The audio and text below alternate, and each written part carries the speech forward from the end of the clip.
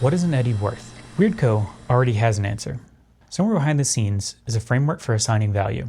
Every mechanic, every keyword, every stat line, each must be evaluated, tested, and refined to maintain balance. That framework makes consistent design possible. It keeps power consistent within a set and across future sets. For players, it's very different. We don't have access to that framework. We don't know why one card costs 2 eddies, while another costs 3. Instead, the community builds its own model, a mixture of observation, intuition, experience, and just enough math to be useful.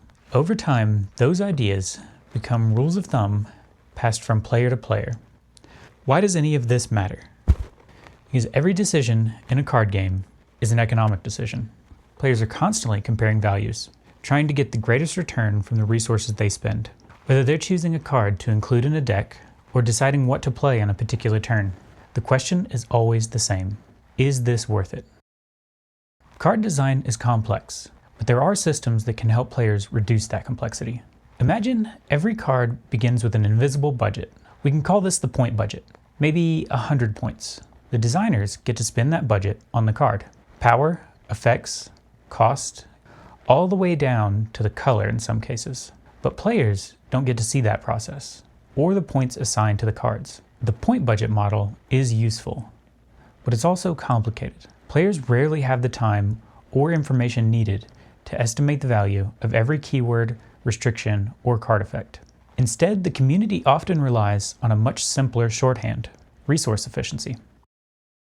Rather than assigning arbitrary point values, players compare a card's resource cost, in this case eddies, to the value provided through its effects. The question becomes simple. How much am I getting for what I spent? This approach is easier to apply during deck building and gameplay. But that simplicity comes at a cost. Complex abilities are difficult to evaluate precisely. So much of the framework depends on experience, intuition, and community consensus. Although these approaches look different, they really describe the same idea from opposite directions. Designers begin with an invisible point budget and distribute that value across the card. Players begin with the finished card and work backwards, estimating the hidden budget through its efficiency. What will this framework show us when we test it against Cyberpunk? To do that, we should control as many variables as possible. Rather than comparing every card in the game, we'll use a much smaller sample, a peer group. Cards with similar resource costs should share similar design budgets. Each of these cards will contain the same amount of value, and we can start to ask, where was that value spent? Power, effects, keywords, restrictions, resource costs. Each of these should account for some portion of the card's value. And yet, something still doesn't seem to fit. The framework feels incomplete because the most important item isn't printed anywhere on the card: time. A card's value is not limited to what is printed on it. It also includes the number of opportunities that card has to influence the game after it is played. A low-cost card can be played early and distribute its value across many turns. A high-cost card played late may need to concentrate that value into 1 or 2 turns. Time determines how much of that value can be realized.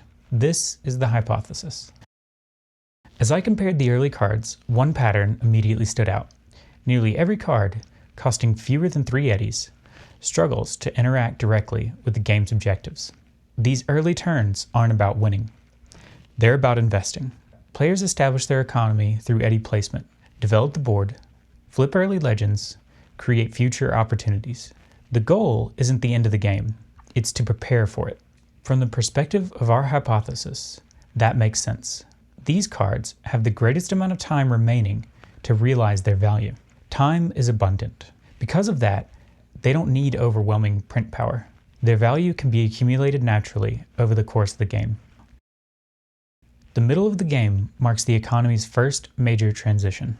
Unlike the opening turns, victory is now possible. The investments made during Act 1 begin producing returns. The board is established. The question is no longer, what can I build? It's what can I do with what I've built? The resources are no longer just accumulating.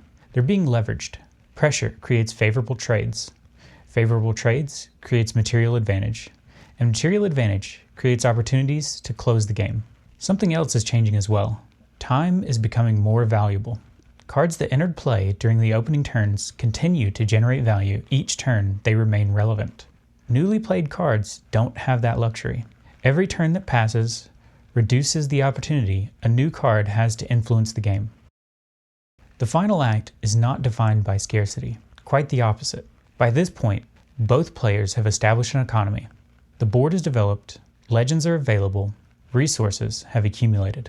The game has become rich in almost every measurable way, except one: time. Unlike the opening turns, there are very few opportunities remaining for newly placed cards to influence the outcome. The goal is no longer to build, it's to spend. If our hypothesis is correct, then we should expect the economy to adapt. Cards played in the final turns cannot rely on future opportunities to justify their cost. They must create value immediately. We should expect larger stat lines, powerful enter the battlefield effects, immediate actions, and other mechanics that allow a card to influence the game the moment it is played. So that brings us back to our original question. What is an eddy worth? An eddy doesn't exist in isolation. Its value is determined by what it can accomplish, and how much opportunity remains to accomplish it. An eddy spent on turn 1 and an eddy spent on turn 6 may both be balanced. They may simply exist in different economies. One has the entire game ahead of it. The other may only have a turn or two left. Perhaps that's why the game's economy feels so unusual. The resource itself never changes.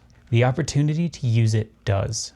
Maybe an eddy never had a fixed value at all. Maybe its value changes as the game unfolds. If that's true, then the question isn't, what is an eddy worth? It's, when is an eddy worth?